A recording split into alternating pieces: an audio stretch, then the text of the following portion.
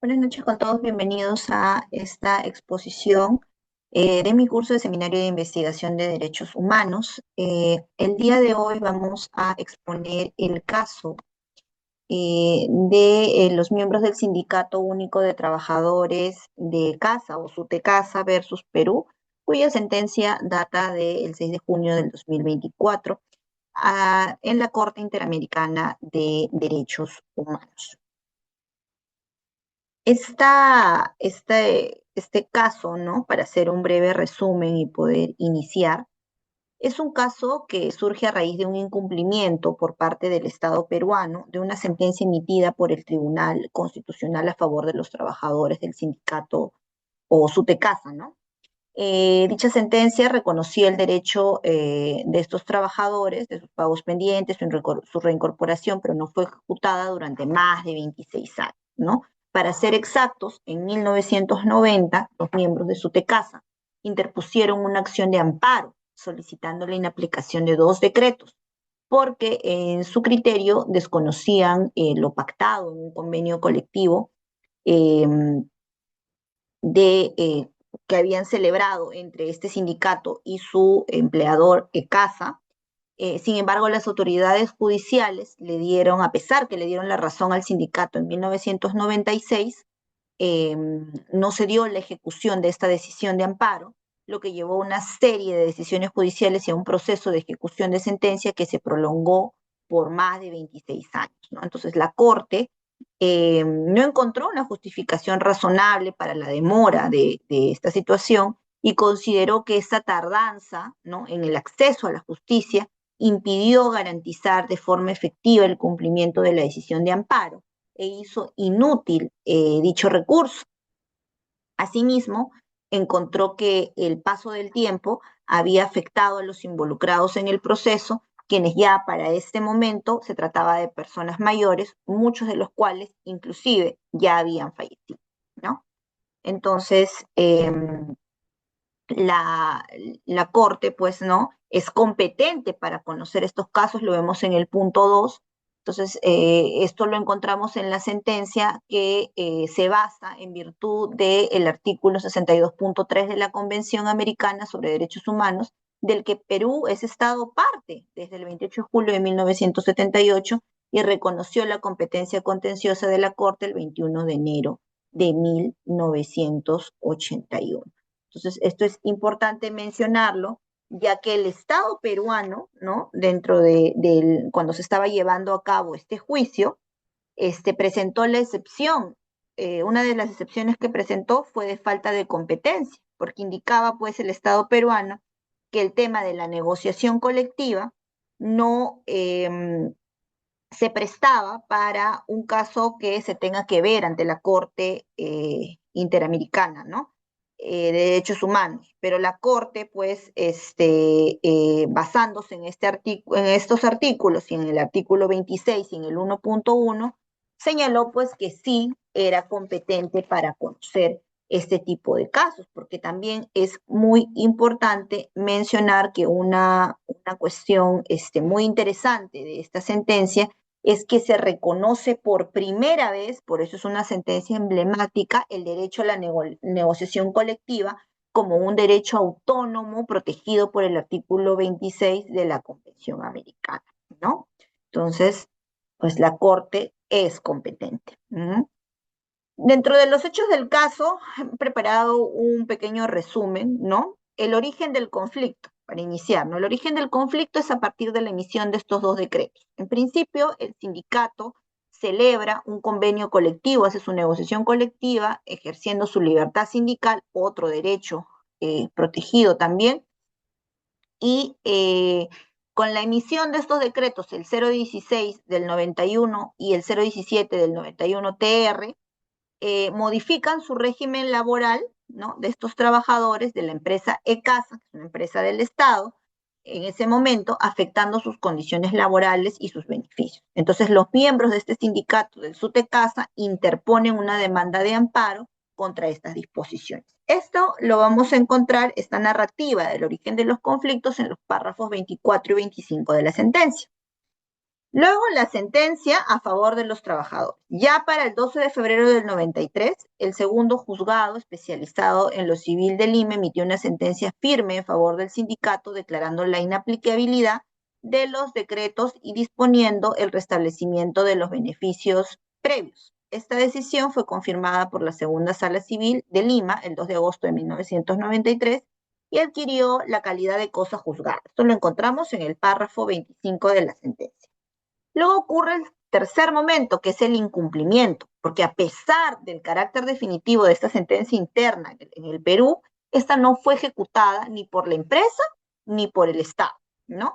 Entonces, generando, recordemos que era una empresa del Estado, ¿no? Pero el Estado tampoco se encargó de que se cumpliera, generando una cadena de procesos judiciales y reclamos ante instancias internas e internacionales por más de 26 años. Se detalla más ampliamente en el párrafo 26 de la sentencia, ¿no? Entonces, ya ocurre pues los efectos, la afectación a los trabajadores. El incumplimiento causa graves perjuicios económicos y personales, a los trabajadores, quienes no percibieron sus beneficios reconocidos, y además se genera un estado de incertidumbre jurídica, ¿no? Y afectación a los derechos laborales y patrimoniales, lo que se encuentra descrito en los párrafos 25 y 29, del 25, al 29 de la sentencia. Hubieron acciones internas e internacionales en los años siguientes, ¿no? Los trabajadores interponen demandas de ejecución, medidas cautelares, recursos ante el Tribunal Constitucional del Perú. Posteriormente es presentado primero ante la Comisión Interamericana, quien finalmente lo eleva a la Corte, ¿no? A la Corte Interamericana de Derechos Humanos. Lo encontramos todo este suceso en los párrafos del 30 al 35. Ya cuando la Corte tiene este caso y hace un análisis, ¿no? La Corte concluye que la conducta estatal evidenció una denegación de justicia prolongada por mucho tiempo, afectando derechos fundamentales como el acceso a la justicia, la propiedad privada y la negociación colectiva, lo que vamos a encontrar en el párrafo 36. Según esta sentencia, ¿no? Según la Corte, se han vulnerado, se han violado los siguientes derechos. El artículo 8.1, ¿no? 8.1 de garantías judiciales por la falta de ejecución de la sentencia. En los artículos 25.1 y 25.2c respecto de la protección judicial, ¿no? Respecto de la protección judicial por no garantizar el recurso efectivo para hacer cumplir las decisiones judiciales. El artículo 21.1 y 21.2, derecho a la propiedad por la afectación al goce de derechos patrimoniales reconocidos, ¿no? Porque recordemos que los beneficios laborales derivados del cumplimiento de la sentencia se consideran intereses patrimoniales protegidos. El Estado afectó este derecho a la propiedad de los trabajadores al no cumplir con la sentencia que reconocía esos derechos. El artículo 26, respecto a los derechos económicos, sociales, culturales, específicamente el derecho a la negociación colectiva en el sector público. El artículo 1.1, obligación de respetar los derechos, y el artículo 2, el deber de adoptar disposiciones de derecho interno, ¿no? Entonces acá se puede pues concluir que el Estado peruano ha sido declarado responsable internacionalmente, ¿no? Por el incumplimiento de estos artículos. Respecto del punto 5 acerca de los estándares internacionales, la ejecución de la sentencia como parte del acceso a la justicia, ¿no? Es uno de ellos, el plazo razonable, la negociación colectiva. Se presentaron precedentes como el caso Acevedo Buendía versus Perú y la aplicación del principio pro homine o pro persona, ¿no?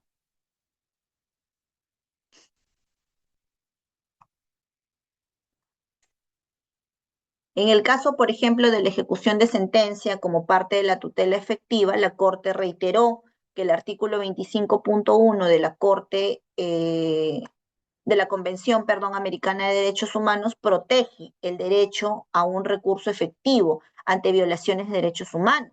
La ejecución de las decisiones judiciales forma parte esencial de los derechos a la protección judicial. En el segundo punto, respecto del plazo razonable y la efectividad de los recursos, el tribunal indicó que el incumplimiento prolongado de una sentencia que ya había quedado firme por más de 26 años constituye una violación eh, al derecho a la tutela, ¿no? Al derecho a la tutela, pero también, ¿no?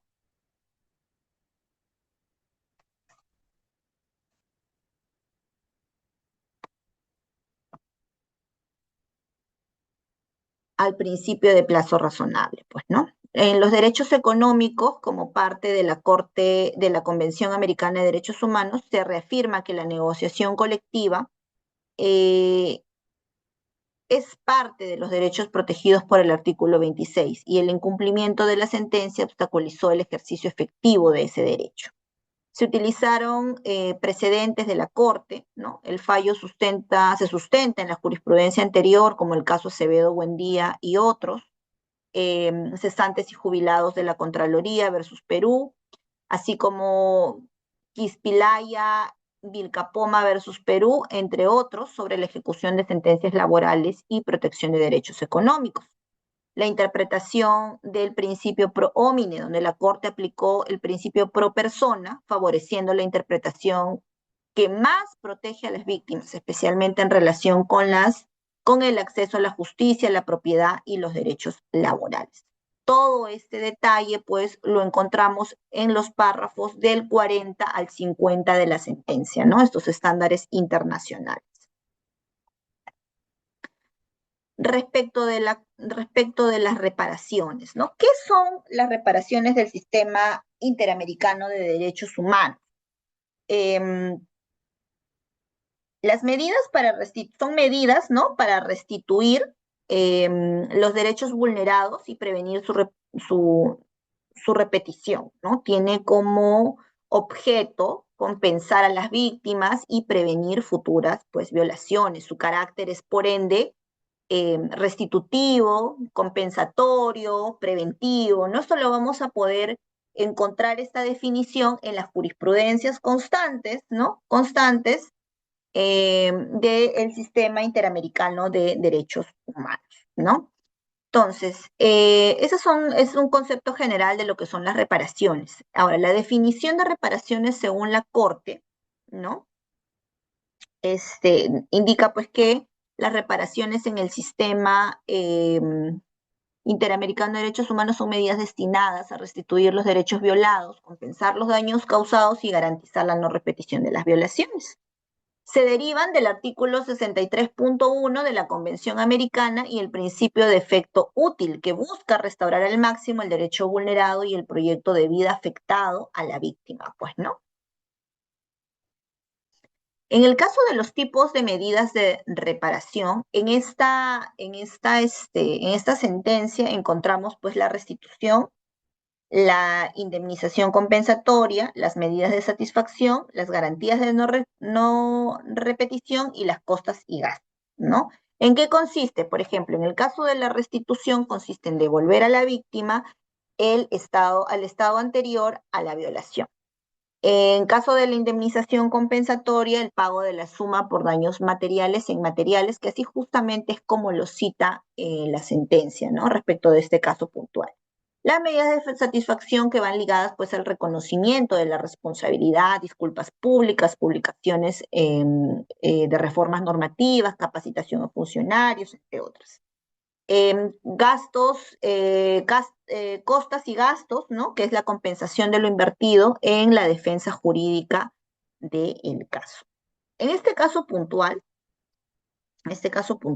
de Sutecasa, ¿no? De los miembros del sindicato Sutecasa versus Perú, la Corte ordenó al Estado, ¿no? Primero publicar la sentencia en el diario oficial y en un sitio web oficial en un portal estatal, ¿no es cierto?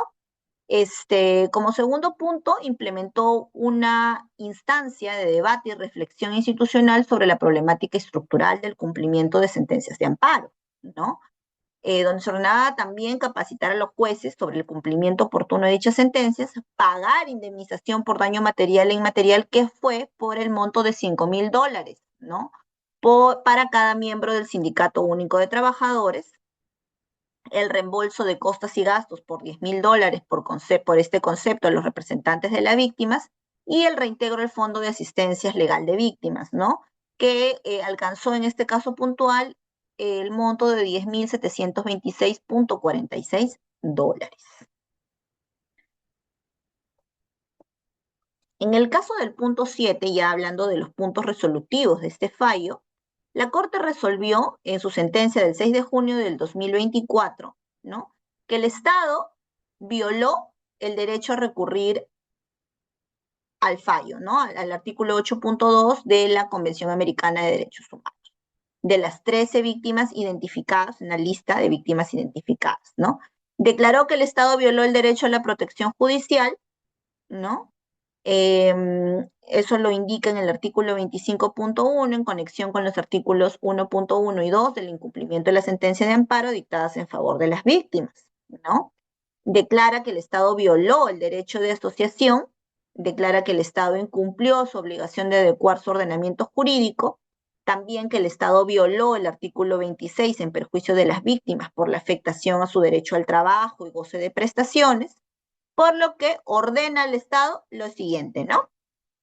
Restituir los derechos a sus víctimas y adecuar la legislación y prácticas para garantizar el derecho a la negociación colectiva en el sector público, porque recordemos que la empresa de casa era una empresa del Estado. Ordenó también implementar un programa de capacitación permanente sobre derechos laborales y cumplimientos de sentencias, dirigido a los operadores jurídicos autoridades. También ordenó publicar partes esenciales de esta sentencia como medida de satisfacción.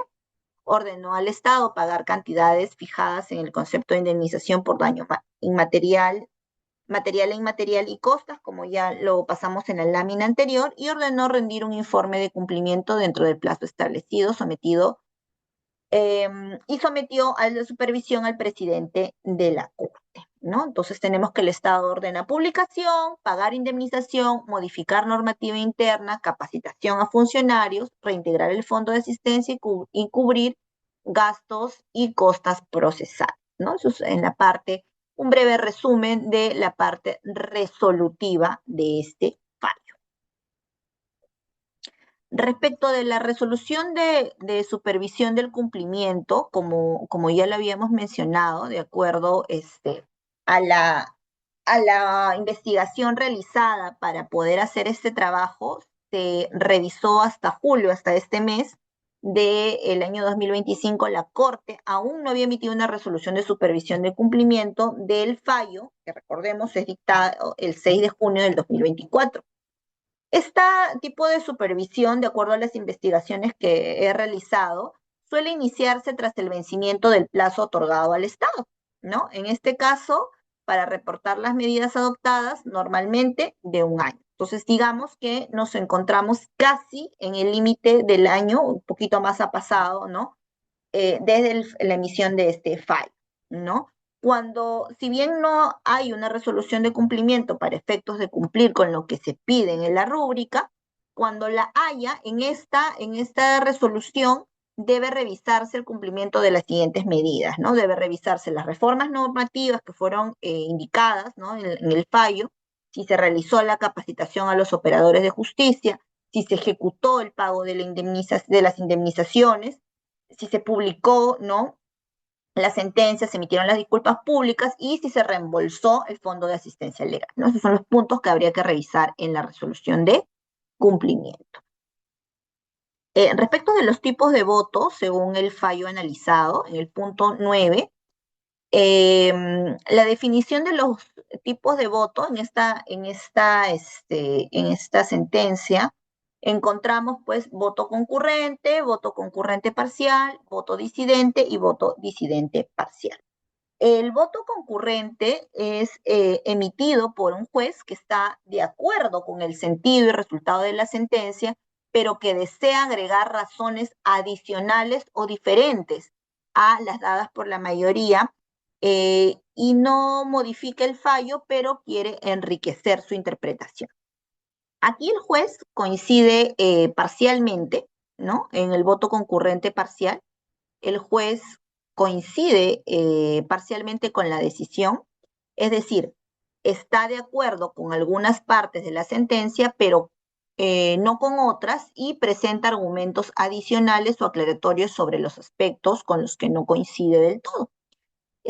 Luego está el voto disidente, que este voto expresa la postura del juez que no está de acuerdo con el sentido de la sentencia, es decir, con el resultado final, y por tanto manifiesta su desacuerdo total o fundamental con lo decidido con la mayoría. Y finalmente tenemos el voto disidente parcial, que es un voto donde el juez disiente de manera parcial, es decir, coincide con algunos aspectos del fallo, pero no con otros, y detalla los puntos en los que está de desacuerdo con la mayoría y por qué. En el caso de la sentencia de los trabajadores de Sutecasa, ¿no? Del caso miembros de Sutecasa versus Perú, esta sentencia fue adoptada por unanimidad, es decir, se emitieron solo votos concurrentes y concurrentes parciales.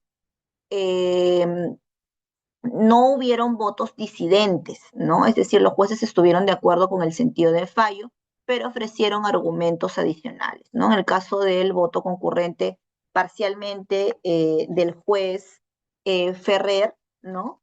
Emitió un voto razonado, concurrente, con relación a la violación del artículo 26 de la Convención Americana. Coincidió en el sentido de la sentencia, pero subrayó la importancia de garantizar la ejecución efectiva de las sentencias de amparo como parte del contenido del derecho al trabajo y al acceso a justicia. Defendió una interpretación progresiva del artículo 26 y reforzó la necesidad de desarrollar estándares en derechos económicos, sociales y culturales.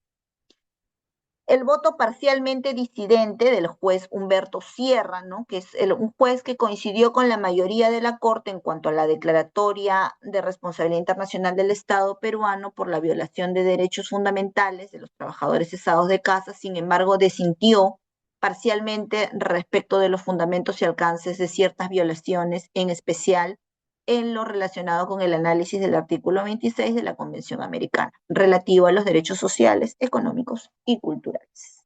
El voto parcialmente concurrente y disidente de la jueza Nancy Hernández, que emitió un voto parcialmente concurrente respecto del punto resolutivo 5, al concluir con la responsabilidad internacional del Estado por la violación del derecho a la negociación colectiva, pero disintió respecto del punto resolutivo 6, señaló que no se acreditó una omisión estructural ni generalizada del Estado peruano, como se señala pues en el fallo de la sentencia respecto de la obligación de adoptar medidas legislativas para garantizar el derecho, por lo que se apartó, de la mayoría en la imposición de esta medida de reparación. El voto concurrente del juez vicepresidente Rodrigo Mudrovich, el juez coincidió en el fallo, ¿no? Pero emitió un voto concurrente para precisar sus propias consideraciones, ¿no? El voto concurrente razonado del juez Ricardo Pérez, que coincidió con el fallo y su sentido general, pero emitió un voto concurrente razonado para profundizar en algunos aspectos relativos al derecho al trabajo y la negociación colectiva, destacando el valor jurisprudencial de la sentencia en fortalecimiento al cumplimiento de decisiones judiciales relacionadas con los derechos laborales colectivos. La normativa interna, ¿no? La normativa interna que permite entender el fallo.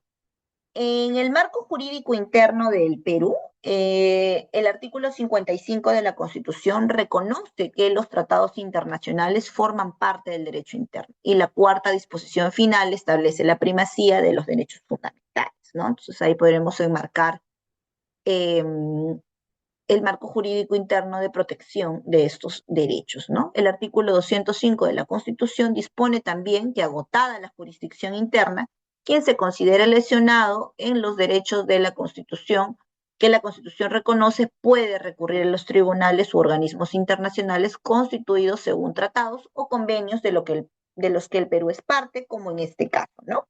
Que, como ya vemos, se ha enmarcado pues la competencia no solo no solo en el artículo 62.3, ¿no? Que habla acerca de la competencia, sino también en los artículos 26 y 1.1 de la Convención, acerca ya puntualmente respecto de los derechos de negociación colectiva, ¿no? La oficina encargada del cumplimiento del fallo, en el caso de Perú, el Ministerio de Justicia y Derechos Humanos es el encargado de coordinar el cumplimiento de esta sentencia a través de la Dirección General de Derechos Humanos, Procuraduría Pública Especializada Supranacional del MINJUSDH, ¿no? Las políticas públicas encargadas del cumplimiento del fallo, ¿no? Bueno, tenemos la adecuación de marco normativo. El Estado debe adoptar medidas legislativas o de otro carácter dentro de un plazo razonable para garantizar efectivamente el derecho a la negociación colectiva en el sector público, conforme a este artículo 26 de la Convención. Fortalecimiento del cumplimiento de sentencias, donde la Corte ordena al Estado peruano garantizar mediante normas o prácticas adecuadas la ejecución efectiva de decisiones judiciales, en especial las que reconocen los derechos laborales, ¿no? La capacitación a funcionarios públicos, donde el Estado debe implementar programas permanentes de capacitación y formación de dirigidos a operadores jurídicos, autoridades administrativas, judiciales, sobre derechos laborales, negociación colectiva y ejecución de decisiones. La publicación y difusión de la sentencia. Como medida de satisfacción, el Estado debe publicar la sentencia en medios oficiales, lo cual forma parte de la política de transparencia y garantía de no repetición. Respecto del Fondo de Asistencias para las Víctimas, el Fondo de Asistencia Legal de Víctimas de la Corte Interamericana de Derechos Humanos, ¿no? Tiene como objetivo garantizar que las personas con limitaciones económicas puedan acceder a la justicia interamericana, ¿no? Por lo que cubre honorarios, traslados y gastos asociados al proceso. En este caso, puntualmente la pregunta es, ¿se aplicó el fondo de asistencia en el caso? Y la respuesta sería, sí, se utilizó el fondo de asistencia legal. El Estado peruano fue condenado a reintegrar el fondo de 10.726.046 dólares americanos estadounidenses, utilizados para garantizar la representación y defensa legal de las víctimas durante el proceso de la Corte, lo cual está detallado en el párrafo 263 del fallo. Sin embargo, es importante mencionar que no se aprobó el fondo para cubrir peritajes. ¿Y por qué? Es porque no fue solicitado conforme a las reglas ni justificado adecuadamente. Esto está en el párrafo 261. También es importante mencionar. Respecto del informe anual de la OEA, ¿no? Se revisó el informe anual del 2024. En este informe anual, la Comisión Interamericana de Derechos Humanos se han registrado observaciones recurrentes sobre demoras en la ejecución de sentencias del Tribunal Constitucional en Perú, así como la situación de derechos laborales, sindicales en el sector público. Pero en este informe, el caso de Sutecasa versus Perú, si bien no es ampliamente mencionado, sí fue citado como una de las sentencias destacadas de la Corte, lo que evidencia que Perú fue sometido a un escrutinio internacional por violar derechos laborales y acceso a la justicia. Aunque, como se recalca, el informe no contiene textos de la sentencia, el reconocimiento refleja que la Corte ha registrado el caso y lo ha considerado para seguimiento y visualización ante la Asamblea General de la OEA. Bien, eso sería todo. Muchas gracias. Agradezco la atención en esta exposición acerca de este caso tan importante y emblemático como es el caso del sindicato, de los miembros del Sindicato Único de Trabajadores CASA y Sutecasa, ¿no? Esta es una sentencia que para los que nos dedicamos al mundo laboral es emblemática porque tiene aspectos muy positivos como el reconocimiento del derecho a la negociación colectiva como un derecho autónomo y justiciable, como un derecho humano, ¿no? Hace un desarrollo del concepto de la progresividad de derechos económicos, sociales y culturales y basa la competencia de la Corte en este tipo de derechos, ¿no? De segunda generación, basados en los artículos 26 y artículo 1.1. Usa inclusive en esta sentencia instrumentos internacionales como los convenios de la OIT 98 y 154 para tocar temas emblemáticos como la negociación colectiva y la libertad sindical. Entonces son aspectos eh, muy importantes, ¿no? De repente podríamos señalar como aspectos no tan buenos la demora en el acceso de justicia, ¿no? Que ha demorado más de 20 años y que también pudo haberse detallado un poco más, en mi opinión, acerca de los derechos a la propiedad privada, ¿no? Y a la seguridad social, las pensiones pudieron ampliarse un poquito más, pero igual sigue siendo una sentencia emblemática con puntos claves como lo había mencionado respecto a la negociación colectiva que implica la buena fe, ¿no? La intención real de los acuerdos, que es la base neutral de una negociación colectiva, el cumplimiento obligatorio de estos acuerdos firmados, ¿no? Porque en el Perú la negociación colectiva se considera pues como derechos ya establecidos lo que se acuerda. Entonces es importante este caso porque abre la puerta para la protección judicial de los derechos laborales en el sistema interamericano. Bien, eso sería todo. Agradezco la atención y hasta otra oportunidad.